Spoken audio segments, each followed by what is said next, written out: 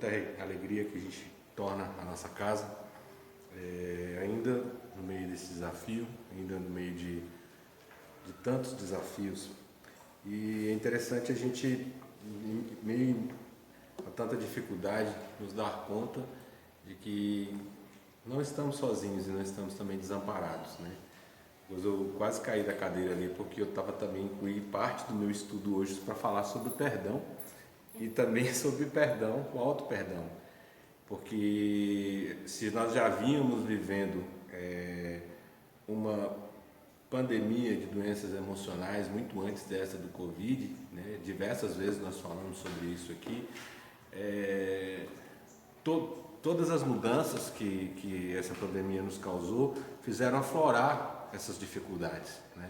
A gente tem observado aí com muita tristeza um aumento estrondoso dos casos de espancamentos, por exemplo, dentro de casa, um aumento altíssimo da violência doméstica, muitas pessoas se separando, muitas pessoas com quadros depressivos graves, em função de estarem nessa situação que para a grande maioria da humanidade é uma novidade, ninguém se preparou para isso. E no nosso espaço aqui, no nosso espaço de reflexão, tem buscado nos últimos tempos, depois da volta e agora, buscar uma temática que eu tenho colocado como sendo de desenvolver ou nos convidar a desenvolver aquilo que eu chamo de uma espiritualidade ativa. É como que a gente pode trazer o conhecimento que a gente tem, o sentimento que a gente tem, para que aquilo nos auxilie, né, nos nossos desafios do dia a dia, que não são pequenos, para que a gente possa melhorar, né, enquanto ser humano, para que a gente possa tratar das nossas questões, para que a gente possa se relacionar com os outros, aqueles que estão mais próximos da gente. E hoje eu trouxe uma passagem que é uma das passagens mais queridas e que eu me lembro que eu trouxe ela a primeira vez aqui na casa há exatamente 2 anos, né? Foi em outubro de 2018, e aí eu já queria falar alguma coisa nessa linha, encontrei e aí trouxe uma roupagem para cá que dentro do exercício das diversas modalidades do perdão, o convite que Jesus faz diante da turba, que é: aquele que estiver sem pecado, atire a primeira pedra. Ou um estudo e uma reflexão sobre a parábola, a história da mulher acusada de adultério.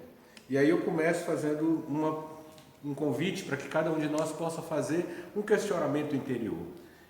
Diante da vida, diante do nosso ponto, do nosso estado evolutivo, quem somos nós? Nós somos o vilão da nossa história, somos heróis da nossa história? Quem somos nós dentro da nossa família? Quem somos nós na nossa caminhada? Quem somos nós no nosso centro espírita? Quem somos nós no nosso trabalho? Quem somos nós no dia a dia? Nós vamos refletir um pouquinho sobre isso aqui. Então a parábola, a história é narrada no Evangelho segundo João, e eu vou ler aqui rapidamente para a gente conseguir se aclimatar para ela. Jesus, porém, foi para o Monte das Oliveiras, e pela manhã cedo tomou para o templo, e todo o povo vinha ter com ele, e assentando-se, os ensinava. E os escribas e fariseus trouxeram-lhe uma mulher apanhada em adultério, e pondo-a no meio, disseram-lhe: Mestre, essa mulher foi apanhada em adultério, no próprio ato, adulterando. E na lei nos mandou Moisés que as tais sejam apedrejadas. Tu, pois, que dizes? Isso diziam eles, tentando-o para que tivessem de que o acusar. Mas Jesus, inclinando-se, escrevia com o dedo na areia. E como insistissem, perguntando-lhe, endireitou-se e disse-lhes: Aquele que dentre vós está sem pecado, seja o primeiro que atire pedra contra ela. E tornando a inclinar-se, escrevia na terra.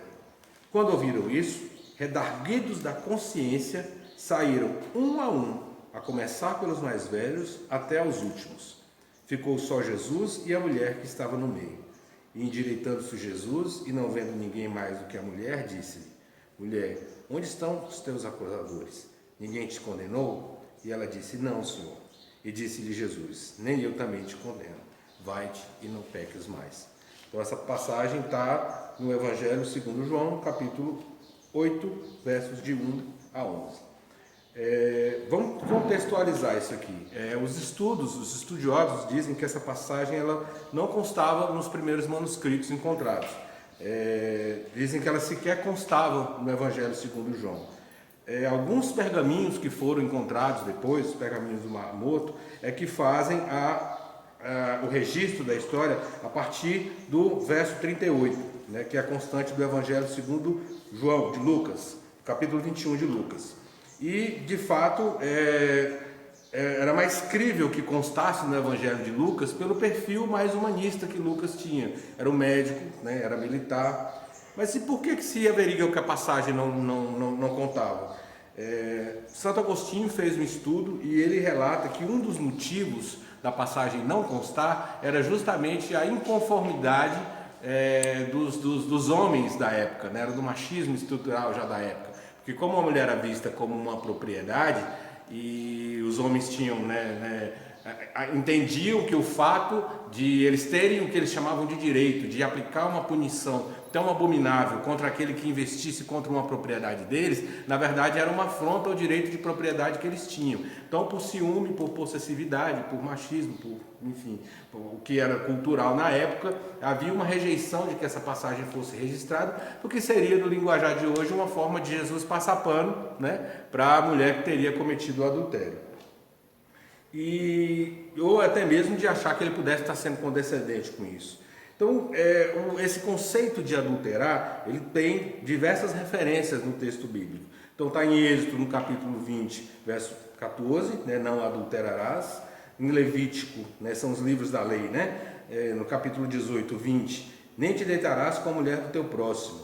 Aí em Levítico, capítulo 20, verso 10, ele fala: se um homem adulterar com a mulher do seu próximo, será morto o adúltero e a adúltera. E não adulterarás em Deuteronômio, capítulo 5, verso 18. Então, assim, para além da questão do machismo, a mulher era vista como uma propriedade. Então, mais do que a questão da honra, por assim dizer, o adultério também era considerado uma usurpação de propriedade, era considerado um roubo, né? Então, aqui, por esses casos, por tudo isso, havia também uma sabedoria no texto da lei de que não só a mulher seria punida ela e o adúltero. Então, o texto de Deuteronômio não fala isso. Capítulo 22, verso 22. Se um homem for achado deitado com uma mulher que tem marido, então ambos morrerão, o homem que se deitou com a mulher e a mulher. Assim eliminarás o mal de Israel. E, assim, considerando que já era uma barbaridade, nada mais justo que fosse aplicada a pena para os dois, né? Porque ninguém adultera sozinho.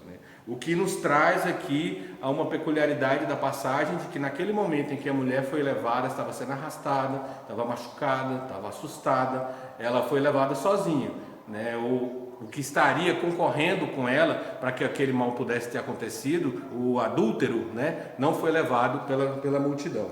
Então, tem um trecho no livro Pão Nosso, Psicografia de Chico, editada por Emmanuel, que ele faz justamente esse questionamento. Ele fala: e o adúltero? Então ele diz, um trecho: entre as reflexões que a narrativa sugere, identificamos o errôneo conceito de adultério unilateral.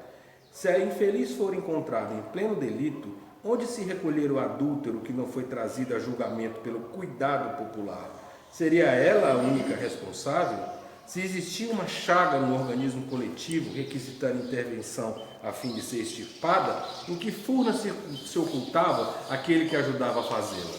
A atitude do mestre naquela hora caracterizou-se por infinita sabedoria e inexcedível amor. Jesus não podia centralizar o peso da culpa na mulher desventurada e, deixando perceber o erro geral, indagou dos que se achavam sem pecado. E grande e espontâneo silêncio que então se fez constituiu resposta mais eloquente do que qualquer declaração verbal. Ao lado da mulher adúltera permaneciam também os homens pervertidos, que se retiraram envergonhados. O homem e a mulher surgem no mundo com tarefas específicas que se integram, contudo, num trabalho essencialmente uno, dentro dos planos da evolução universal. No capítulo das experiências inferiores, um não cai sem o outro, porque a ambos foi concedido igual desejo de santificar. Se as mulheres desviadas de elevada missão que lhes cabem prosseguem sob o triste destaque no caminho social, é que os adúlteros continuam ausentes na hora do juízo, tanto quanto no momento da célebre sugestão de Jesus. Então, na verdade, para que a gente configure um adultério, é necessário que tenha pelo menos 3, né? O marido que foi traído e as 2 pessoas que concorreram para isso. E aí chama a atenção que naquela ocasião somente a mulher estava sendo acusada. Um outro aspecto também muito pesado em relação à questão do adultério na época é porque, para além da questão da honra e para além da questão da posse da propriedade, a aliança do povo judeu com Deus, do povo hebreu com Deus, era simbolizada pelo casamento. Então, toda vez que havia algum tipo de idolatria entre os hebreus, aquilo era considerado como se fosse uma traição no casamento. Então, a traição também era vista como uma ruptura da aliança de todo um povo com o Deus uno que eles tinham. Então, de modo que naquele momento em que Jesus se apresenta, né, ele se coloca lá diante da multidão, ele protege a mulher e inicia o processo de exercício para que ela pudesse ser perdoada, para que ela pudesse recomeçar. Ele, na verdade, ele estava dando a ideia de que ele estava sendo condescendente com a traição e com a idolatria, ou seja, ele seria visto quase que como um pervertido. E aí, nesse sentido, começa a reflexão em que a gente pensa, qual que seria então o verdadeiro sentido do perdão que Jesus tenta apresentar naquele momento? Principalmente o propósito do autoconhecimento, de saber que cada um de nós poderia ser qualquer um daqueles personagens que nós somos em determinadas fases da vida. Ora a mulher que adulterou, ora a pessoa que está apedrejando, ora o marido que está em casa, ora aquele que se escondeu para não dividir a responsabilidade com ela. Então, Jesus naquele momento externa a necessidade do perdão, justamente porque ele quer nos ensinar que todos nós somos necessitados dele. E por que o perdão? Né? Perdoar vem de perdonare, doar totalmente, é a remissão, é a libertação dos pecados. E o pecado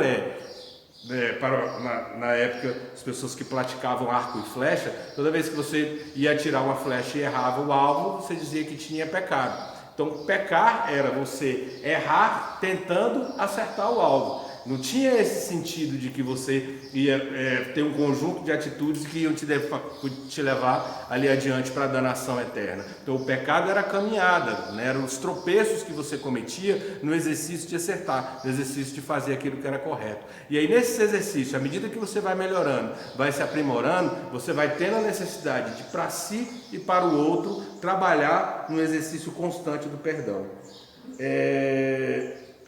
Perdão, ele passa então a ter essa coisa gloriosa de libertar o outro da dívida, né? De aliviar o outro do cargo, e é uma manifestação inconfundível do amor, porque aqui a gente precisa se perguntar do ponto de vista da nossa própria humanidade, né? Por maior que fosse a dor da traição do marido, como considerar que alguém amasse verdadeiramente uma mulher e aceitasse vê-la sendo morta de uma maneira tão brutal, de uma maneira tão covarde? Então, que amor é esse? Então, é mais um questionamento que se faz. Escuta, se você ama tanto, né, como é que você pode permitir, né, que isso aconteça com essa pessoa? Você não acha que você precisa então de libertar? Então a gente fica se perguntando, quem era então aquela mulher? A pergunta que a gente fez no começo, né? Quem somos nós, né? Em que momento evolutivo da nossa caminhada nós estamos? Então, quem era aquela mulher? Ela era Maria Madalena, uma outra Maria? Aquela mulher poderia ter sido um de nós numa encarnação passada? Uma mãe, uma amiga, uma irmã, uma companheira, uma professora, uma orientadora, alguém que nos ajuda, alguém que nos acolhe, uma enfermeira, alguém que nos alimenta. Quem é aquela pessoa caída, né? E aonde está o nosso coração? Onde está o exercício da nossa misericórdia na hora de acolher aquela pessoa que está caída? Então, a turba levou a mulher, ela estava machucada, ela estava assustada, e Jesus apresenta para eles então uma outra possibilidade, né? Porque a gente sabia que aqui o sentido, já falamos disso aqui algumas vezes, que o sentido da multidão era maldoso, eles queriam testar Jesus, né? Porque como eles viviam naquela configuração estavam sob o jugo romano e o Sinédrio não poderia executar, o Sinédrio não poderia promover a execução, eles estavam tentando encontrar uma maneira de fazer com que Jesus fosse punido. Então, se ele dissesse para poder apedrejar a mulher e fazer cumprir a lei, ele poderia causar uma revolta popular, porque ele estaria sendo hipócrita com os ensinamentos de amor que ele vinha pregando. E ao passo que se ele dissesse que não se cumprisse a lei, que exercesse então a misericórdia, eles poderiam acusá-lo então de estar violando as leis e aí pedirem, né, como pediram depois, que Roma então pudesse executá-lo. E aí a gente volta, né, vamos analisando aqui de novo as passagens ponto a ponto. A reação de Jesus, isso é uma coisa que nós temos falado muito aqui também. É muito fácil agir como Jesus age, né? Lembra que primeira vez que a gente ouve isso assim dá um impacto, né? Mas é fácil agir como ele age porque a gente se condiciona. A gente vai para a igreja, a gente vai para o nosso centro, a gente vai para o templo, a gente vai para o terreiro, a gente vai para o bosque, a gente vai para a cachoeira e a gente se prepara, porque você vai para o encontro, né? Então você se condiciona para ter um determinado comportamento amoroso ali com teu irmão, com outra pessoa que você vai encontrar. A dificuldade que nós temos da nossa jornada evolutiva é a de reagir como Jesus. Então vamos analisar aqui há mais de 2000 anos e diante daquela reação, a grandeza, sabe, e a profundidade da reação de Jesus naquele momento. Quando eles trazem a mulher para ele, acusada de adultério, e falam pela primeira vez, olha, essa mulher foi pega em pleno ato, né? E a primeira reação dele é não responder, é não falar nada, porque é como se de certa forma ele virasse para aquelas pessoas e dissesse, o que eu tenho a ver com isso? Né? E você, o que você tem a ver com isso? Desde quando a intimidade do outro é da sua conta? Então o silêncio de Jesus nos convida a refletir que já naquele tempo ele tinha um profundo respeito pelas construções afetivas de cada um de nós, um profundo respeito pela nossa privacidade, um profundo respeito pelo nosso livre-arbítrio. A pessoa chega e fala assim, olha, essa mulher estava adulterando, ele abaixa a cabeça, não tem nada a ver com isso. Aí as pessoas viram que ele não ia, né, encampar, né, pelo lado da fofoca e continuam. Então a grandeza espiritual de Jesus naquele momento. Porque até eu vi um palestrante falando, rapaz, se fosse eu, olha com quem? Com quem que ela estava adulterando? Onde que foi? Quantas vezes, né? Ah, foi com fulano, sabia, né? Jesus fica em silêncio. E aí as pessoas vendo que ele não ia dar vazão para aquilo, ele continua escrevendo na areia. Aí alguém diz, Moisés manda que ela seja apedrejada. E tu, o que dizes? Aí mudou de figura, porque deixou de ser o disse-me-disse, deixou de ser o burburinho, deixou de ser a fofoca e entrou no terreno legal, entrou no terreno moral, né? E aí eles sabiam que ele estaria sendo testado naquele momento, então ele sabiamente compreende o que estava acontecendo ali. Eu vou falar uma coisa perigosa, que tem uma psicóloga sentada ali no fundo. Ele compreende o psiquismo coletivo que se instalou ali, o instinto de manada, né? Tem até um experimento que foi feito uma vez e que tem muito, fala muito sobre esse caráter de repetição, de mimetismo, né? De imitação que a gente tem, que eu já contei isso aqui, puseram os macacos numa jaula e tinha um cacho de banana, e aí toda vez que um deles ia subir, tinha uma escada no meio, perto para chegar no cacho de banana. Toda vez que um deles ia subir, eles via alguém com um jato d'água fria, forte, e derrubava. Toda vez que vinha, né, acontecia isso. Aí eles tiraram um dos macacos, um dos 3 macacos, e colocaram um outro macaco, que nunca tinha visto aquilo. Ele entrou, a primeira coisa que ele fez foi subir para poder pegar. Aí os outros 2 pegaram ele e cobriram de porrada. Você tá doido, o que você vai fazer? Aí ficou o tempo, não tomaram o jato d'água, eles tiraram o segundo macaco e colocaram o terceiro lá, um outro novato. Aí ele foi direto no cacho de banana também. Os outros 2, inclusive o outro que nunca tinha sido molhado, pegaram ele também e cobriram de porrada. Aí tiraram o terceiro que já tinha sido e botaram o outro. Então ali se seguiu uma geração que todo mundo batia no outro que tentasse pegar a banana sem nem saber por que ele estava apanhando, sem nem saber o que estava acontecendo, quais que seriam as consequências. É o instinto de manada. Então Jesus compreendeu aquilo, ele dissolve esse psiquismo coletivo e traz a questão que é muito fácil quando você está na multidão, alguém joga uma pedra lá do meio, ele desfaz isso da multidão e leva para o indivíduo. Fala muito bem, aquele dentre vós que estiver sem pecado, que atire a primeira pedra. E aí começou cada um a olhar para dentro de si e enxergar ali as suas próprias sombras, a possível incoerência dos seus atos, né? Tinha uma passagem de Mateus capítulo 21, no verso 13, Jesus faz uma referência àquilo que o profeta Isaías tinha dito lá no capítulo 56, ele fala sobre o templo de Israel: a minha casa será casa de oração para todas as nações. Então Jesus repreende, né, no Evangelho segundo Mateus capítulo 13, e ele cita o profeta Isaías e fala: vós porém a transformardes em um covil de ladrões. Então o perdão naquele momento para aquelas pessoas, elas estavam tão dissociadas do exercício da misericórdia, tão dissociadas do espírito da espiritualidade, da vivência espiritual em relação ao outro, que o perdão naquele caso se tratava de um descumprimento da lei, e para Jesus era um ato de amor. Então ele nos traz esse convite, né? Nos traz esse convite para o exercício do perdão e nos convida a olhar de uma maneira mais amorosa para o outro e também para nós mesmos, que é a grande questão que a gente tem vivenciado nos nossos tempos. É o exercício do perdão para com o próximo e o exercício do perdão para conosco.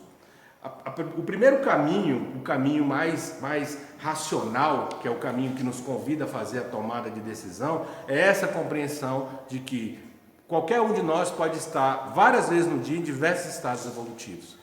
Então, entender isso, nos compreender que nós estamos na caminhada e estender esse sentimento, essa compreensão para o outro, com o passar do tempo, nos condiciona a ter uma atitude mais leve, a ter um olhar mais condescendente em relação a gente, em relação aos outros. Porque o exercício do perdão, para ser feito, né, da forma necessária para a nossa evolução, é que ele tem um problema, né? A gente tem a tendência, quase sempre, e quando pensa na necessidade do perdão, perdoar é importante, a gente quase sempre se imagina perdoando o outro. A gente quase sempre se imagina na situação de quem vai perdoar. E a gente muito pouco se imagina a gente precisando de perdão, a gente dependendo do perdão do outro.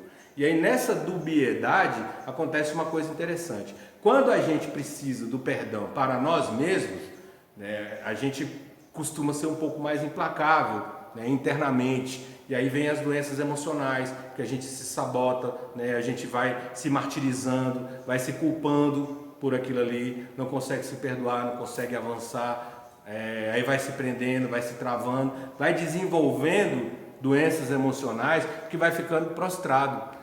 Tem vários estudos da doutrina que dizem que o grande exercício das sombras, na verdade, consiste em nos convencer de que nós não somos merecedores do melhor. Quando a culpa, na verdade, ela nos trava de tal forma, a ponto de que nós mesmos estamos convencidos de que a gente não merece perdão e de que a gente não merece o melhor, acabou o trabalho dos obsessores, não precisam de mais nada. A gente mesmo dá conta de fazer isso aí. Então, se a gente, num primeiro momento, tem essa dificuldade de exercer esse perdão para conosco, por causa dessa concepção cristã que nós temos e por causa dessa necessidade de ser coerente com o nosso movimento espiritual, o outro movimento que a gente faz muitas vezes enganoso é de exercer o perdão torto para quem? Para o outro, para o próximo. Sabe, eu sou cristão, eu sou espírita, eu tenho que perdoar mesmo, então vou perdoar aqui porque tem que fazer. E aí às vezes aquilo ali ainda não está curado, aquilo ali ainda não está sarado, e aquilo ali não serviu ao propósito, aquele erro, aquela queda, aquela caminhada, não serviu para que eu aprendesse a mirar melhor, para que eu aprendesse a ouvir o barulho do vento, exercitar o cálculo, para que eu pudesse atirar a flecha no lugar correto. Aquela queda, aquela mágoa, aquela dor que foi causada, ela não trouxe nenhum benefício, para quem caiu, nem para quem sofreu, porque aquilo ali foi curado de qualquer maneira. Então, em se tratando do outro, e aí isso aí é um exercício muito bacana que o Rossandro faz, que é da gente pensar, bom, se a gente então acha que está perdoando de maneira torta, perdoando de maneira errada, então a gente precisa antes saber, já que a gente não tem uma definição muito exata, tem umas nuances aí do que possa vir ser o perdão de verdade, no momento em que a gente compreendeu, analisando a história, de que a gente pode ser Pode ser qualquer um de nós naquela situação de queda, pode ser qualquer um de nós que estivesse cometendo aquele erro. Então vamos ver então de que maneira eu vou receber o erro do outro, a pedrada do outro em relação a mim. Como é que eu vou tratar isso? Então tem algumas coisas que o perdão não é. O que o perdão não é? E aí tem algumas coisinhas interessantes aqui, por exemplo. O perdão ele não é minimizar ou diminuir o erro do outro, fazer de conta que aquilo não aconteceu, a famosa passada de pano, né? E aí é como você tem uma coisa lá na sua casa, o seu computador, e aí você fala para o seu filho, olha, não mexe, esse aqui é meu instrumento de trabalho, né? Não faz desse jeito que você vai estragar. Ele vai lá, estraga, fica frustrado, aí você fala, não, meu filho, não tem problema, né? Acontece mesmo, criança é assim mesmo, né? E não é assim. Houve um problema, houve uma desobediência. Ninguém vai fazer uma tempestade por isso, mas é preciso dizer, olha, eu te orientei que isso aqui ia acontecer, eu te falei que isso aqui poderia acontecer. E isso se projeta para todas as fases da vida. É necessário que a gente tenha condição de, com amorosidade e com cuidado, deixar claro para quem nos ama que ela nos magoou. Porque senão a gente não trata aquilo. É necessário que o outro tenha a clareza do dano que nos causou. Olha, escuta, tudo bem, eu vou dar um jeito de elaborar, eu vou dar um jeito de conviver com isso. A gente vai passar por isso, mas você me magoou.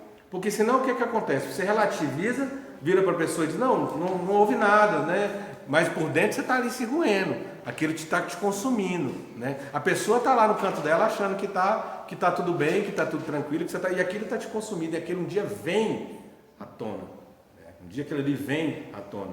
Eu costumo dizer que mais lá do que a carta de Paulo aos Coríntios, nos casamentos eles tinham que ler grito de alerta do Gonzaguinha, porque é o mais perfeito alerta mesmo do que acontece nas relações no decorrer dos anos, porque às vezes as pessoas dizem, nossa, o fulano se separou por isso só, foi só por isso.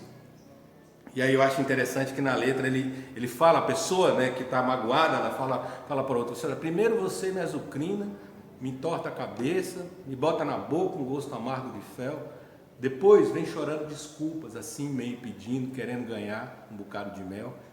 Não vem então que eu me rasgo, engasgo, engulo, reflito, olha o conflito, estendo a mão, e assim nossa vida é um rio secando, as pedras cortando e eu vou perguntando, até quando? São tantas coisinhas miúdas, roendo, moendo, arrasando aos poucos com o nosso ideal. São frases perdidas no mundo de gritos e gestos, no jogo de culpa que faz tanto mal. Não quero a razão, pois eu sei o quanto estou errado, o quanto já quis destruir. Só sinto no ar o momento em que o copo está cheio e que já não dá mais para engolir.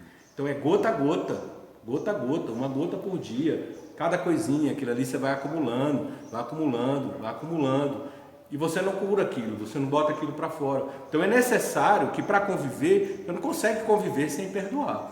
E para perdoar é necessário que haja clareza, né, entre as partes, entre quem foi ofendido e entre quem foi magoado. A disposição firme de quem foi magoado, dizer, olha, isso aqui me machucou, isso aqui me magoou, é importante que você saiba, mas eu ainda te amo. Você ainda significa muito para mim. Isso aqui para mim ainda não é suficiente para eu abrir mão de você. Mas pode ser que um dia se torne, se você não dá um jeito de tratar isso aqui. Aí você bota para fora aquilo que estava te machucando, que estava te consumindo, mas principalmente dá para o outro a oportunidade de aprender com aquilo que ele vinha fazendo. E aí o ciclo fecha. Aí sim, aí deixa de ser só um trauma que foi incutido e passa a ser um aprendizado, passa a ser um propósito. Perdoar não é esquecer ou parar de doer. É possível que alguém se faça um mal tão grande para a gente um dia. Imagina alguém que atropela e coloca alguém numa cadeira de rodas. Como a gente falou antes, não é fazer de conta que aquilo não aconteceu. Perdoar não é deixar de corrigir o estrago que foi feito. Perdoar não é eximir a pessoa de responder por aquilo que ela fez. Pode perdoar uma pessoa, alguém que tenta te assaltar na rua, e dali a pouco essa pessoa é presa, você consegue reaver suas coisas. Não, mas é preciso que haja uma punição para isso que você fez. É preciso que você responda por isso. E pode ser que amanhã ou depois você faça isso com uma pessoa que não tem a condição de se defender. Então assim, que pese eu ter te perdoado, o fato de eu te perdoar não exime que você responda por aquilo que você fez. Perdoar não é esperar que o outro peça perdão. O nosso perdão não pode depender do outro, porque às vezes a pessoa vai morrer acreditando que ela estava certa, né? Vai ter ocasião, até eu vi a pessoa falou que é engraçado, que você vai esperar a pessoa vir te pedir perdão, e você chega, fulano não se manca mesmo, não vai vir. Então eu falo assim, olha, eu te perdoo. A pessoa, de quê? Aí você, você não lembra não? Também não vou te perdoar mais não, e sai batendo na porta. Eu ia te perdoar. Não, assim, tem gente que não vai admitir, tem gente que não vai compreender, não vai ter a dimensão daquela dor que te causou. E aí a escolha que você faz, ou você vive com aquilo, te remoendo, te consumindo, ou passa a cobrar muito da pessoa, fazer um exercício de julgamento, ou você deixa ela liberta e fala, não, eu já vi que você agora não tá em condição de compreender o que foi que você me causou, né? Então, dessa forma, eu te liberto. Tem uma coisa muito, muito, muito interessante, que é, perdoar não é voltar a confiar, e perdoar também não é voltar a conviver. Você pode do fundo do coração perdoar uma pessoa que te magoou profundamente e não querer ver ela mais nunca na sua vida. Isso é perfeitamente normal. Ninguém diz que você é obrigado a conviver com alguém que um dia te machucou. Ninguém diz que você é obrigado a voltar a confiar em alguém que um dia te traiu. Então o perdão não se trata disso. Então, perdoar o que deve ser? Perdoar deveria ser desistir de revidar. Perdoar deveria ser ressignificar. Em muitos momentos a gente tentar se colocar no lugar da pessoa, analisar, ver o que ela estava passando, o momento espiritual que ela estava vivendo, e a gente vai ver que em muitos casos, em muitas situações surpreendentes, o outro estava passando por tanta dificuldade quanto a gente, ou passando coisa que a gente não teria condição de suportar. E esse é o exercício interessante, né? Esse é o exercício da misericórdia. Quando a misericórdia é isso, né? Misérios córdios. Você coloca o coração na miséria do outro. Tem uma história muito interessante sobre ressignificação, que é a história de uma mulher, um homem, um pacote de biscoito e um livro no aeroporto. Então, uma mulher ia fazer uma viagem de avião e ela chega lá na antessala lá de embarque, ela passa antes na livraria, compra um pacote de biscoito, compra um livro, e aí vai, senta, lá abre o livro e começa a ler e está esperando chamarem para o voo dela. E do lado dela, assim, tinha sentado um rapaz, também estava lendo o jornal, e aí ela vai, enfia a mão no pacote de biscoito, pega um biscoito, aí o rapaz estava do lado, enfia a mão no pacote de biscoito e pega um biscoito também. Aí ela olhou assim, né, que atrevimento, né, mas não quis passar recibo, aí pegou o biscoito, continuou lendo o livro lá, aí o rapaz enfiava a mão, pegava um biscoito também, e aí os dois, aquela coisa, né, cada um pegava um biscoito e ela foi ficando irritada com aquilo. Foi ficando irritada, mas não queria falar nada. Até que por fim o biscoito estava, né, ficou um último biscoito, acho que ele dividiu o biscoito e deixou lá, ainda não estava em tempo de pandemia, né? Dividiu o biscoito, deixou lá e ela nem pegou a outra metade lá, chamaram para o voo dela, ela se levantou irritadíssima, pegou as coisas dela, pegou a bolsa, saiu pisando duro e chamando o camarada de um monte de nome lá mentalmente e tal. Entrou no avião, sentou, pôs o cinto. Quando o comandante pediu para poder guardar, desligar o celular, essas coisas, ela foi abrir a bolsa, o pacote de biscoito que ela tinha comprado estava lá intacto. Ela ficou o tempo todo comendo o biscoito do cara. E aí, olha só como é que é quando a gente desperta para determinadas situações. A raiva que ela estava, até a hora dela sentar, e imagina o que se abateu sobre ela no momento que ela falou, caramba, eu estava achando que ele estava sendo abusivo comigo, quando na verdade eu é que estava pegando o biscoito dele. Eu imagino o cara alguns anos depois, rapaz, uma vez eu fui pegar um avião, uma louca, comeu metade do meu pacote de biscoito e ainda saiu me esculhambando, né? Então é muito importante que a gente tenha a condição de fazer esse exercício de se colocar no lugar do outro, né? Não só para que as nossas relações sejam leves, não só para que a gente compreenda o estado espiritual que o outro está, mas para que a gente possa amealhar também a condescendência para a gente, para que a gente possa olhar para os outros de uma maneira mais humana, sem julgamento, sem sombra. Então, se o próprio Cristo, nessa passagem da mulher acusada de adultério, ele teve a grandeza espiritual de respeitar o livre-arbítrio dela, né? De virar para ela, inclusive, de confrontar a multidão e no final ter um olhar tão amoroso, né? E dizer: minha filha, onde estão os que te acusam? Onde estão aqueles que te acusam? Ninguém te acusou? Então eu também não te acuso. E aí quando ele fala para ela, ele diz: olha, vá e não peques mais, na verdade não é um julgamento moral. O que ele está dizendo para ela: olha, quando você cai, quando você sintoniza com essas energias, que são energias que te puxam para baixo, você se expõe ao mal. Então ele fala de um jeito muito carinhoso para ela: cuida de você, cuida de você, cuida de você não se expor, porque pode ser que da outra vez eu não esteja perto para poder te socorrer. Então não é um julgamento moral, né? Ainda assim, é muito mais no sentido de dizer: se cuida, se preserva, se protege. Então, partindo dessa compreensão e dessa vivência, que nós possamos então ser mais condescendentes com o estado evolutivo do outro, a partir de hoje e de hoje em diante. E se perguntar sempre: quem sou eu? Em que estágio evolutivo que eu estou? Quem sou eu hoje? Eu sou adúltero? Eu sou aquela que está sendo arrastada para ser apedrejada? Eu sou aquele que fugiu e deixasse que ela respondesse sozinha por algo que nós dois fizemos juntos? Eu sou a multidão que apedreja? Eu sou o marido que ficou em casa praguejando? Quem sou eu nessa jornada evolutiva? E aí a gente possa se olhar, e a gente possa se analisar e olhar para o outro com mais amorosidade, com mais carinho, buscando ter plenamente o exercício do perdão para com o outro. E quando a gente consegue ter essa condescendência para com o outro, que a gente possa também fazer o mesmo exercício em relação a gente. É se olhar no espelho e se martirizar, às vezes, por aquele erro que a gente cometeu há 10, 15 anos atrás, mas também se perguntar: quem eu era há 10, 15 anos atrás? Eu sabia aquilo que eu sei hoje? Eu tinha naquela época as ferramentas, o conhecimento, a maturidade que eu tenho hoje? Tem uma história muito interessante que dois amigos de longa data encontraram um gênio, uma lâmpada com um gênio, e aí um pediu de sempre, né, riqueza, poder, essas coisas, e aí o outro falou: olha, eu quero voltar a ser um bebê, mas com a mesma experiência que eu tenho hoje, com todo o conhecimento que eu tenho hoje. E aí foi feito. E aí um tempo depois eles tinham marcado de se encontrar para ver como que estava a vida de cada um. E aí aquele que pediu dinheiro, que pediu poder, que foi ao encontro do gênio sozinho, contou como é que estava a vida dele. E aí o gênio perguntou para ele: mas e o seu amigo, né, aquele que se tornou um bebê? Olha, ele está lá no mesmo lugar que você deixou desde o ano passado. Porque ele é um bebê, mas com a experiência que ele tem, ele sabe que se ele tentar andar, ele vai cair, vai ralar o joelho, então ele está lá com medo de levantar até agora.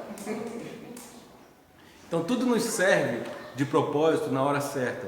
E a gente precisa compreender que muitas vezes não ter agido como nós gostaríamos em um passado recente ou um passado distante, não significa necessariamente nem que a nossa essência não é boa e nem que nós não somos merecedores daquilo que é bom. Foi o melhor que nós podíamos fazer com aquilo que a gente tinha naquele tempo. Cabe corrigir sempre que possível algum coração que a gente tenha magoado, reparar sempre que possível aquilo que puder ser reparado, mas ter condescendência conosco, ter amor, ter misericórdia, ter a fé no firmamento, a fé na espiritualidade, a certeza de que amanhã será um dia melhor, de que nós somos pessoas melhores, de que temos condições de prosseguir, que somos merecedores do que há de melhor na Terra, e também de que daqui a 10, 15, 20, 30 anos nós vamos lançar um olhar para a coisa que nós fazemos hoje e vamos dizer: poderia ter agido diferente, eu poderia, mas aquilo era o que eu tinha. Então ter esse olhar de acolhimento, esse olhar de amor e esse olhar de misericórdia para com o outro, para conosco. Exercer a compreensão, a empatia, o respeito ao espaço do outro, o respeito à individualidade do outro, o respeito ao processo evolutivo do outro e exercer também essa empatia conosco, com autocuidado, com amor e com misericórdia. Essa é a maneira que nos traz a história da mulher acusada de adultério, com todos os personagens e o que a gente pode extrair dela numa caminhada de espiritualidade ativa, de sermos melhor um pouco mais a cada dia. Para finalizar, eu gosto sempre de, nesses tempos aí que são tão difusos, né, que as pessoas propagam o ódio em nome de Jesus, propagam o ódio em nome de Deus, eu quero deixar uma reflexão que para mim é um dos melhores versos da Bíblia, que está lá no início do Evangelho segundo João, quando ele diz que Jesus é o verbo que se fez carne. Então o verbo é ação, o verbo é agir. Em tudo que nós formos fazer no nosso dia a dia e a cada momento é refletir que a distância entre aquilo que Jesus dizia e aquilo que ele fazia era nenhuma.